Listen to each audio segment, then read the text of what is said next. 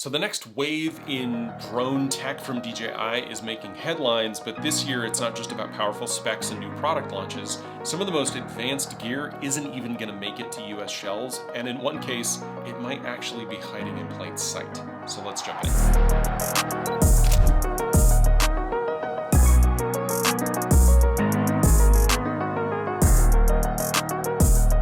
Story comes from an update that security in the skies are getting a bit of a boost. According to DroneDJ.com, DJI has just rolled out firmware updates for 2 of its smart controllers, the RC Pro 2 that was just released, and the RC2. And with these updates, there's now a screen lock feature that lets you set a password for added protection, especially useful if your controller stores video footage that can be used in shared environments. Now, the process is pretty straightforward. You're going to swipe down, open settings, go to security, set a new lock screen password. This update does come with a warning. Forget your password. It means that all of your full system, right, everything is going to be locked down, and you need to do a full reset, lose your photos and videos and settings if you want to recover controller. Now, you can always disable the password or update the password in the settings menu, but the risk is real. Now, alongside the new security functions, DJI has mentioned that updates like this fix known issues, although specifics weren't included.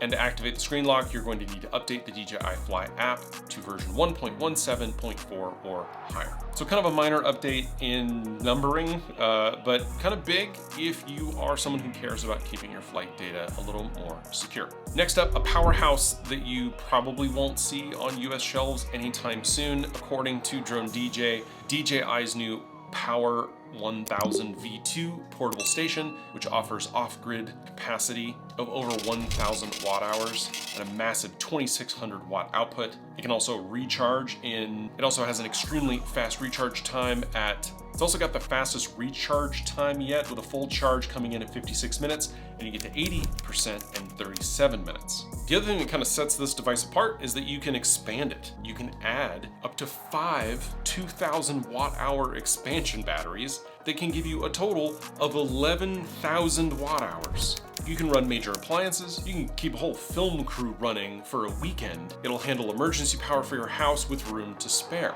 And it charges in numerous ways. You could use grid power in under an hour. You can charge it through the car. It'll take solar up to 1,800 watts. You can charge in under 40 minutes if you pair both car and solar. It's perfect for RV setups and road crews who can't afford downtime. It's also durable. It uses flame retardant materials like LFP battery cells. It's resistant to rain, salt spray, and high altitudes. It also gives you a home app so that you can monitor your current at home. And it's got a built-in UPS. Like, this thing is insane. So why can't you buy it in the United States? Well, apparently customs-related issues have left DJI products like the Power 1000 V2 and the Mavic 4 Pro off US shelves. There's no official statement from US Customs, but it's part of a growing trade tangle that affects a number of DJI imports. Now, you can still buy the Power 500, the V1 of the Power 1000, and the Power 2000 stations domestically, but you're going to miss out on some of the latest features that I've just described, as the Power 1000 V2 remains the kind of premium solution for buyers in Canada, Europe, and Asia.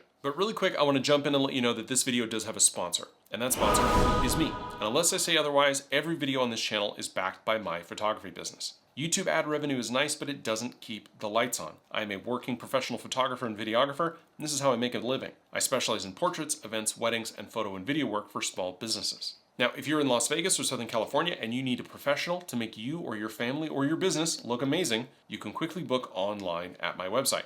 I offer free mini sessions, which are filling up quickly for the fall, so check those out, as well as packages and daily rates. So grab your spot before I'm fully booked. Well, this story is going to be interesting, not just for drone fans, but anyone watching the current state of tech imports. The new Skyrover X1, sold in the United States, is actually the Mini 4 Pro, rebranded under a different name. So according to reports from Petapixel.com and Drone XL, it's hard to ignore the evidence here. Both publications highlighted remarkably similar designs between the Skyrover X1 and the DJI Mini 4 Pro, with slight differences in body shape, right? The Skyrover is a bit more rounded, and it features a power button and vent placement that's a little bit different. And this might look like just another clone, but code inspection suggests otherwise. Drone XL reports that security researcher Kevin Finisterre found that Skyrover's cloud infrastructure is connected to DJI's own backend, with only superficial changes in the source code. DJI replaced the generic placeholders. The functionality comparisons run pretty deep too, with both drones sharing the kind of very similar app controls and shooting modes, and even the flat video profile. The Skyrover's flight capabilities, gimbal design, file transfer features, they pretty much mirror DJI's standards. The spare propellers are practically identical, and even the included controller is nearly a twin in function and operation. Although batteries and the controllers themselves are reportedly not cross-compatible, so you can't get the Skyrover X1 and then go pick up the RC Pro 2 and try to control this thing with OcuSync 4. There are subtle differences. The Skyrover X1 does not support ND filter attachment, lacks an LED light, and doesn't include geofencing. That's unlike all of DJI's official drones. Now, it does have a selectable max altitude of 800 meters, and it has a dedicated Find My Drone feature. Now, the app, which was distributed via QR code rather than main app stores at launch, requires user login before flight. The drone has no onboard storage, just a micro SD card slot, and the warranty is handled through Amazon with a standard 1-year policy. So why the rebrand? As reported by Petapixel, US Customs have been holding back DJI drones since late 2024 as a part of Homeland Security's crackdown on Chinese-made products. DJI hasn't officially confirmed a ban or acknowledged any link to Skyrover, but the company has admitted frustration with the US situation, and insiders point to the Skyrover X1 as a strategic workaround using kind of a white label strategy. DJI is now facing the possibility of an outright ban, as we've discussed many times here on the channel, if they don't pass a federal security audit by the fall, one that still hasn't even started. Interestingly, the Skyrover X1 seems available only in the United States, with little information about the company itself or its location. There's no official website, just Amazon listings and a vague reference to China or Malaysia. So if you've flown the Mini 4 and the X1, I would be very interested to hear if you think that they are indistinguishable in the air. Another update that we're seeing is the end of the road for more legacy pieces of filmmaking hardware. According to Drone DJ, DJI will announce that it will stop service and support for DJI Focus wireless handheld system as of September 1st, 2025. Now, DJI Focus made its debut in 2016, offering detailed wireless control for focus and aperture, which is crucial for professional filmmakers using drones like the Inspire 2 and the Zenmuse 5 or the X5R camera systems. On the ground, it worked with Ronin gimbals or third-party rigs, and it was capable of wirelessly adjusting focus from up to 100 meters, or up to 5 kilometers if you used the Zenmuse remote. Now, at launch, the Focus was aimed at creators with a price of just under $2,000, designed for specialists rather than casual pilots. It offered features that allowed tactile control, dials and integration with DJI's advanced cameras. Inspire 2's peak focus optimization and fast autofocus made focus pulling even easier. The in-focus subjects highlighted in red for optimal clarity. Now, DJI ended production of the Focus in July 2020, but continued support until now. The end of this lineup signals DJI's ongoing transition to new imaging tech. After September 1st, Focus users won't be able to get official support, technical advice, or repairs. And it might be the end for this hardware, but it's just the next step as the company pivots new tools and better platform. Next, a quick update on an announcement that should be coming very soon for the DJI Mic 3 system. Whenever I mention this device in my videos and try to let everybody know that it's coming soon, I get a lot of questions in the comments asking for technical specifications and what I know or think it will include. And at this point, we could only guess, but now our good friend Igor Bogdanov, Quadro News over on X, has given us some additional details, and here they are. Number one, we're expecting a 32-bit float, which means that it will not be able to clip.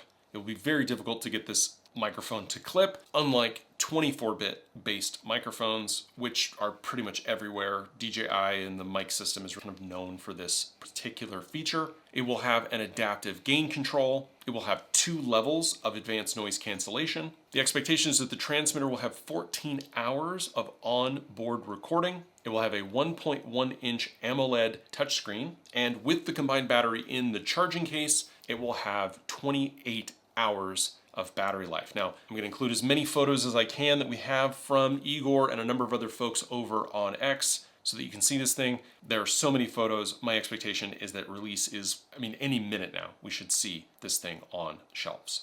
Although maybe not in the United States. But lastly, let's close with the story that's making big waves. We've got leaked box and developer renders for the DJI Mini 5 Pro. Now, these photos and information comes from the usual suspects over on X. We've got Igor Bogdanov, we've got Hakasushi, who when he knows, he shows. We've got our good friend Jasper Ellens, and more. I will link all of those guys down below if you want to take a look at their profiles. But according to these reports, and Drone XL, bit of a mishap, has given the world its first close-up look at the new Mini 5 Pro and its packaging, revealing a wealth of details about the upcoming features, which I'm very excited about. Now, I have to say, the official specs aren't out. The leak confirms a number of highlights. This thing is gonna be ultralight. It's gonna be having a foldable frame. These are all things that we kind of expect, but it's gonna have a 1-inch sensor.